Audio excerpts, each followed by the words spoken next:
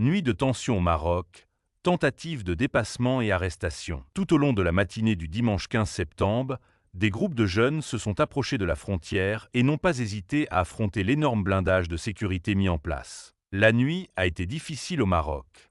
L'approche de groupes de jeunes vers la frontière de Ceuta a conduit à un déploiement sans précédent de forces de sécurité de toutes sortes. Malgré les contrôles effectués sur la route, détectant les groupes et enregistrant les véhicules, des dizaines et des dizaines de personnes déplacées de différents points du sud ont réussi à atteindre les quartiers de Fnidac et à prendre la route vers Ceuta, beaucoup d'entre eux suivant la montagne. Zone où il y a eu des incidents, des jets de pierre, des affrontements et des arrestations.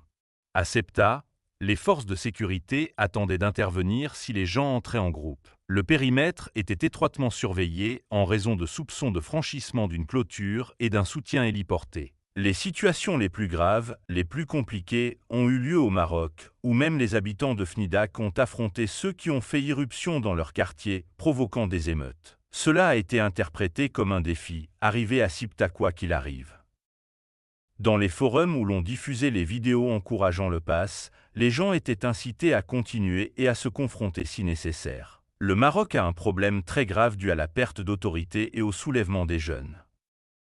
Combien de temps pouvez-vous maintenir le blindage que vous avez commandé vendredi après-midi, mais qui est en place depuis des jours? Le doute est de savoir ce qu'il peut faire, puisque les messages diffusés sur les réseaux continuent.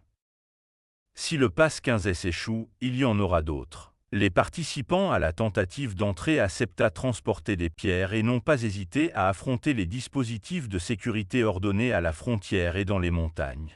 Des arrestations même dans les trains. À ce visuel s'est ajouté celui d'agents en civil déployés en différents points, par exemple à la gare de Tanger, où ils attendaient samedi soir aux portes des wagons des convois en provenance de Rabat pour identifier les jeunes soupçonnés de vouloir participer. Dans la traversée vers Ceuta, les policiers ont arrêté des dizaines d'entre eux dans un seul train et jusqu'à 10 dans un seul wagon, des Marocains et des personnes d'origine subsaharienne, et les ont emmenés dans un bâtiment de la gare. Ces arrestations coïncidant avec l'appel massif à entrer à Ceuta réclamé ce dimanche sur les réseaux sociaux, avec des messages avec des phrases telles que « Nous nous retrouverons le 15 septembre, j'espère le 15/9e ou 15/9e Fnidac Ceuta », accompagnés d'images de la mer ou de vues de Ceuta depuis Fnidac. Elles ont également été réalisées sur la route, dans des cafés et des hôtels, ou encore dans des maisons de location. Courir contre tout. Les images enregistrées sur vidéo montrent l'unité des participants, unis pour prendre le départ de la course et surmonter les contrôles.